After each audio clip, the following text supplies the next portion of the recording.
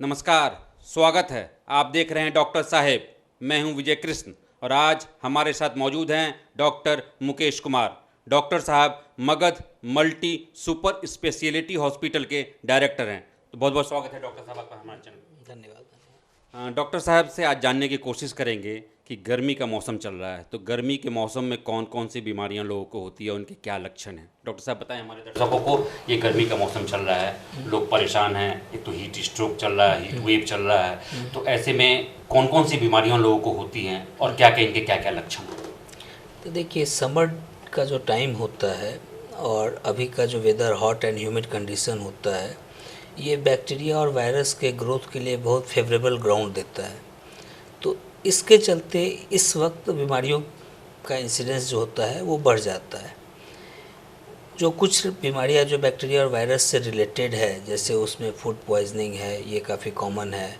तो अभी के टाइम में सबसे ज़रूरी होता है कि बाहर का पानी, बाहर का खाना अवॉइड करें। घर पे भी यूज़ करें तो फ्रेश फ्रूट और फ्रेश वेजिटेबल्स ही यूज़ करें, ये सबसे इम्पॉर्टेंट है उसके बचने के लिए। और अभी जैसा गर्मी हो रहा है, जैसा टेम्परेचर बढ़ रहा है, तो इसमें heat stroke, heat exhaustion, heat rashes, इन सब का इंसिडेंस बढ़ जाता है। हीट एग्जॉशन हम लोग तब कहते हैं कि जब प्रोफ्यूज स्वेटिंग होता है या ज़्यादा देर लोग एक्टिविटी करते हैं गर्म एनवायरनमेंट में, तो जो स्वेटिंग होता है जिससे फ्लूइड लॉस होता है, डिहाइड्रेशन होता है, उसको हम लोग हीट एग्जॉशन कहते हैं। जनरली इसके चलते मसल क्रैम्प्स होना, वीकनेस होना, ये सब सारा सिम्टम डेवलप करता है। इसमें हम लोग यही सलाह देते हैं कि अभी के टाइम में विगरस एक्सरसाइज भी अवॉइड करना चाहिए और लाइट फिजिकल एक्टिविटी करना चाहिए। अभी के टाइम में ये भी होता है कि स्वेटिंग ज़्यादा होने से और वही कपड़ा पहने रहने से हीट रैसेस भी होता है, जो कई लोगों को स्किन डिजीज़ भी डेवलप करता है। तो उसका भी ध्यान रखना चाहिए कि हम लोग टाइम टू टाइम वो चेंज करते रहें और ड्राई रखें। नेक्स्ट आता है हीट स्ट्रोक, जो कि सबसे ख़राब होता है। और हीट स्ट्रोक तब हम लोग कहते हैं कि जब बॉडी का टेम्परेचर काफ़ी ज़्यादा हो जाता है। जनरली हीट स्ट्रोक में बॉडी का टेम्परेचर 105 से भी ऊपर चला जाता है और हीट स्ट्रोक में पेशेंट जो है अनकॉन्शियस भी हो सकता है और उससे हॉस्पिटलाइजेशन की ज़रूरत पड़ सकती है। जनरली हीट स्ट्रोक में हॉस्पिटलाइज ही करना चाहिए और यदि सिम्टम हो तो उसका ट्रीटमेंट करना चाहिए।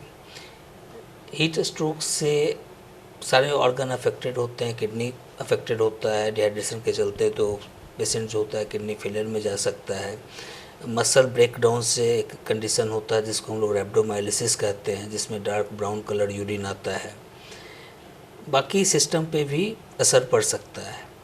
तो इसमें बेटर यही होता है कि यदि लगे कि हीट स्ट्रोक का सिम्टम है तो पहले तो पेशेंट को हम लोग ऐसे एरिया में पहले हीट से दूर करें, ऐसे एरिया में लाए जहाँ कोल्ड एनवायरनमेंट हो। बाकी बेसिक ट्रीटमेंट करके बेटर यही होता है कि उनको हॉस्पिटलाइज करें और डॉक्टर से कंसल्ट करके उनका ट्रीटमेंट कराएं। जो हम लोग बेसिक ट्रीटमेंट कर सकते हैं घर पे, उसमें है जैसे कोल्ड एयर एक्सपोजर का चीज़ कर सकते हैं। आइस क्यूब होता है वो हम लोग ग्रॉइन के नीचे, आर्मपिट के नीचे ऐसे दें कि बॉडी कूलिंग करने का करें। कूलर का यूज़ कर सकते हैं। तो ये सब बेसिक मेजर है जो कि हम लोग कहीं भी यूज कर सकते हैं। उसके बाद यदि कॉम्प्लिकेशन डेवलप करता है और यह सिम्टम सबसाइड नहीं करता है तो उसके लिए हॉस्पिटलाइजेशन ही बेटर ऑप्शन है। अभी के टाइम में कुछ और बीमारियां भी कॉमन है, जैसे कंजंक्टिवाइटिस है जो कि काफ़ी कॉमन है। वो ड्राई एयर एक्सपोजर से होता है और जनरली अभी अल्ट्रावायलेट रेज के एक्सपोजर से होता है। तो उससे प्रिवेंशन का तरीका है कि एक तो हम लोग हैंड हाइजीन का ध्यान रखें और फ्रिक्वेंटली आई को वॉश करें, तो ये चीज़ कर सकते हैं।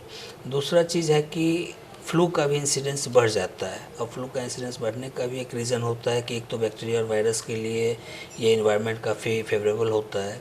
दूसरा चीज़ होता है कि शिफ्ट ऑफ टेम्परेचर जो होता है वो भी प्रिडिस्पोज करता है कि जैसे हम एसी में बैठे हुए हैं, अचानक निकले, बाहर निकले, फिर धूप में आ गए, तो शिफ्ट ऑफ टेम्परेचर से भी कोल्ड का ये सब चीज़ का इंसिडेंस बढ़ जाता है।